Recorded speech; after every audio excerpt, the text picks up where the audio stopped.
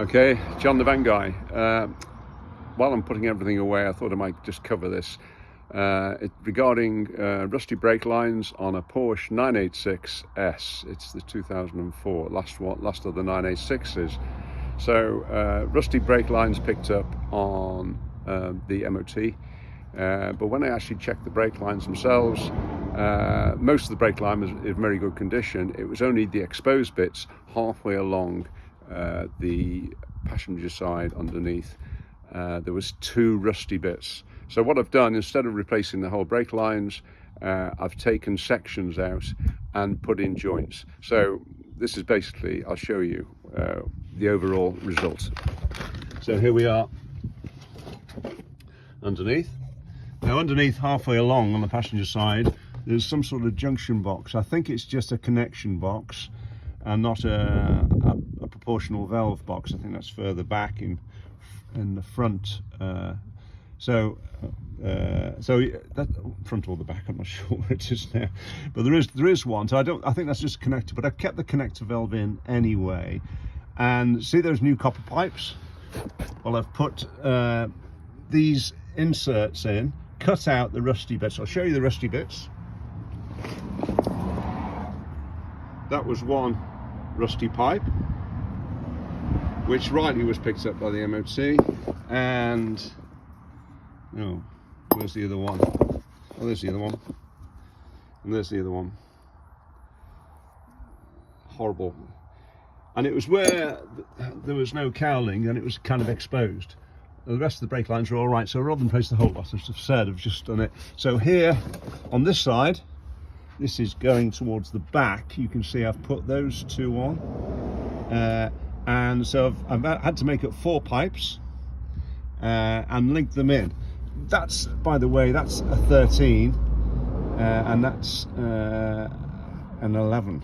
So if you're doing this, I've reused the actual connectors there. And one of the main things I found, I'll show you the kit I've used, is to remember while you're doing this, of course, and everybody falls into the trap. Once you cut your pipe, before you flare the ends of the pipe, make sure you've got your connectors on. I've got this box of connectors, assorted brake pipe unions. So what I've actually done, I've bubble flared the end using this particular tool. And you see them on eBay, and they're demonstrated enough on eBay.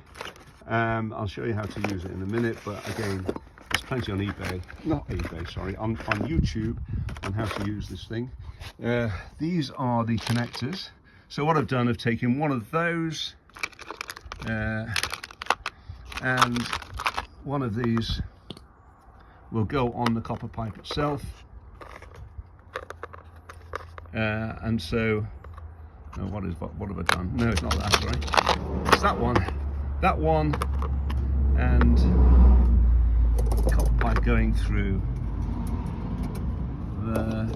to link into those. And those are the connectors. So they link in both sides. Okay, that's all it is. So, how do you make one of these? Okay, relatively straightforward. Without more ado, you actually put the pipe through there, and there's a hole there, so you can actually see where the pipe is. It should line up with that line. But another way of lining up the pipe before you tighten it in this little device is you can use this thing, which actually screws in, and the head of that will actually touch the top of the pipe. So you push the pipe against, and then you tighten up securely. These are 10mm. So the pipe is well and truly tight in here. You take that out, and then you have this little insert here. Let me show you.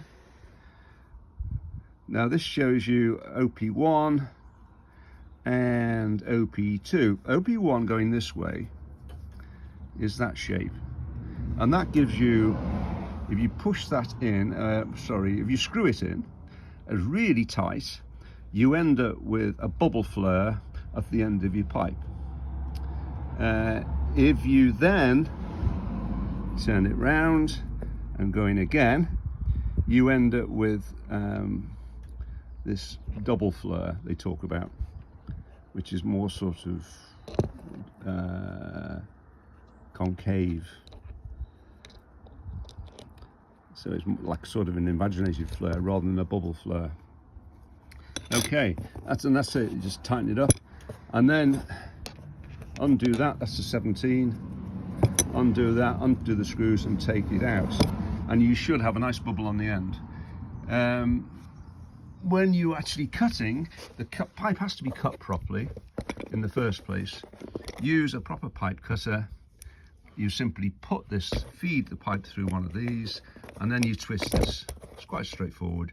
Twist it round and round, keep tightening up this bit, keep tightening it up, keep twisting round and round, and eventually the pipe will split in two, which gives you a perfect flat cut such as that. And that is what you put inside that, so you can create the flare. So I've done all that, and then the thing is to I've bled the two back calipers on this. I haven't actually bled the front ones. Oh, also in this kit there's a little bit of grease. Ideally, before you put this little tool in, you're supposed to dip a little bit of grease on it, and it's, what is it called? Special punch grease. Do not eat, just in case you're inclined that way. Okay, that goes in there. That goes on that to go in there. So that's it, if it makes sense. So, bleeding the bleeding brakes. Now this is, I had a fun time doing this. What's very handy to have is one of these pressure units. You have to make sure everything seals well on it. This was my initial problem when I used it. I put in a couple of litres actually of brake fluid in here, through here, to make sure that's tight and your seals are good. Then you should be able to, and that screws onto your brake reservoir.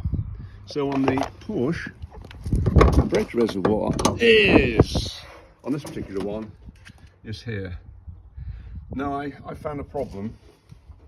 My brake reservoir on the top of it was a bit screwed up. So I'll show you. You can see there. I'm not sure how that's been done now. I could try and smooth it out. But what I found was either it was that, or the seal in that wasn't good. The whole thing leaked out, and I filled my boot with brake fluid, or filled the front with brake fluid.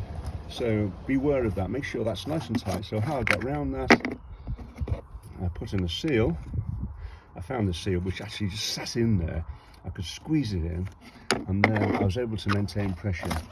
You take the pressure up to about 20 pounds per square inch, 18, 20, people take it a bit higher sometimes, the 20s do, and then you can bleed the calipers. Now if you're bleeding the calipers, once you've got the pressure in the brake lines on these, you do the one facing you first. There's two on here. You do the outside one first, then the inside one, and you do it, they always say, bleed furthest away from the brake cylinder, which is this one, near side rear, and then you go on to the other side and do the same. So, and at the moment I've only done the back ones, but it looks like I've got good brake pressure, so we'll see how that goes. Okay, that's a very, very quick one, and I hope that helps someone. Okay, bye for now.